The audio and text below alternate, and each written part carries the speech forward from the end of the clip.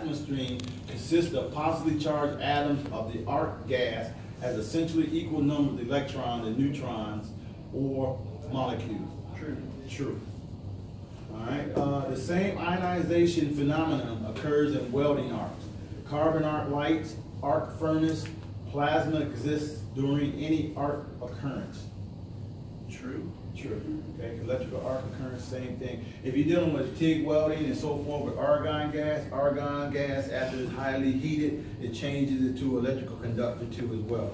That's why they use argon gases with carbon dioxide to stabilize the arc, okay? It doesn't have so many radical as well. That'll give you a smooth, nice weld. Some of you guys in MIG welding, you noticed before they're using straight helium or either argon gas. Before you used to do straight carbon dioxide, which is the active gas, and it's very active under high electrical heat. So with that, carbon dioxide is very erratic and spatter balls all over the place if you use straight carbon dioxide. So they started using argon gas, and then that would smooth out the puddle, stops being so erratic, and didn't have that much spatter. Okay, so again, changing the different gases make up a very different welding as well. Plasma arc cutting power sources are manufactured in various cutting capacities, typically at 250 amp, 300 amp, 400 amp, 500 amp, and 600 amp. The thickness to be cut determines the current capacity required.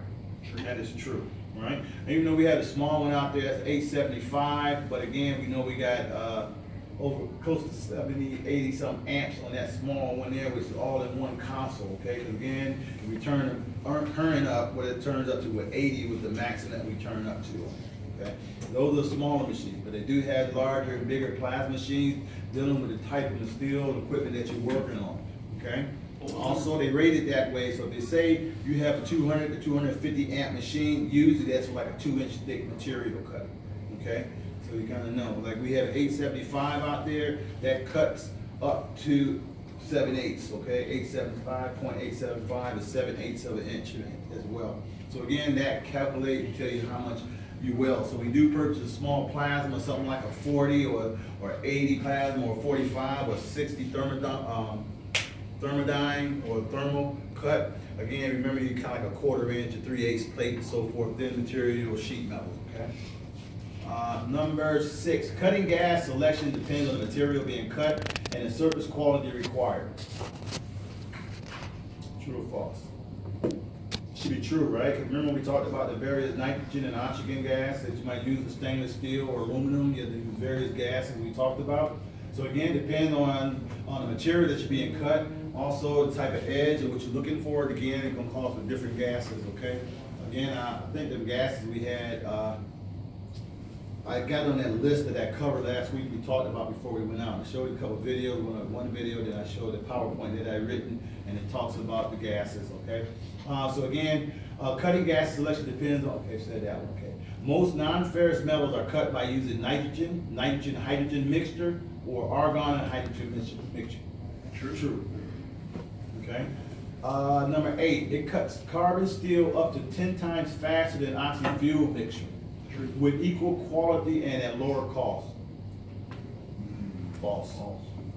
False. Because it's going to cost you a lot more for plasma. It's more more technology into that versus that oxy fuel cut. And plasma arc cutting torch, the tip of the electrode is located within the constricting nozzle, which has a relatively small opening constricting the arc. True, right? Because we look at the electrode, right, you call what type of material is inside of that tip. You remember that? Hafnium. You remember that? Hafnium, H-A-F-N-I-U-M, hafnium. That is almost like a tungsten, or could it be in between that area of a tungsten metal. But anyway, that's inside of your little electrode that screws into the torch head itself. In plasma arc, it cuts carbon steel up, I already said that. Number 9, in a plasma arc cutting torch, the tip of the electrode is located within it. I already said that one too, right? And that's true. Number 10, the power supply for a pack is a separate rectifier type with an open circuit rating of 400 volts DCEN is also used. That's plasma arc cutting, and that to be true, okay? As well. Depends, because we just talked about the size of the machines up here a little bit further here, 400 amps and so forth, okay? DCEN, I think is incorrect, should be DC, that's false, because usually you're DCE positive. Now, if you're doing air carbon arc, no, that's right, I apologize, air carbon arc is DCEP. Yeah, this is right, DCEN, so that is true, okay? PAC, plasma arc cutting produces intense heat and arc radiation, true. Number 12, proper PPE or proper protection equipment includes a welding helmet with a filter plate matched to current. Should always be worn when working with plasma arc cutting torch. And that is true. Remember, any electrical arc welding process, you must use a minimum of number 10 shade. Okay? Usually when you start getting above 400 volts, 400 amps, then again you want to go probably up to 11 to a 12 shade, okay, to protect your eyes.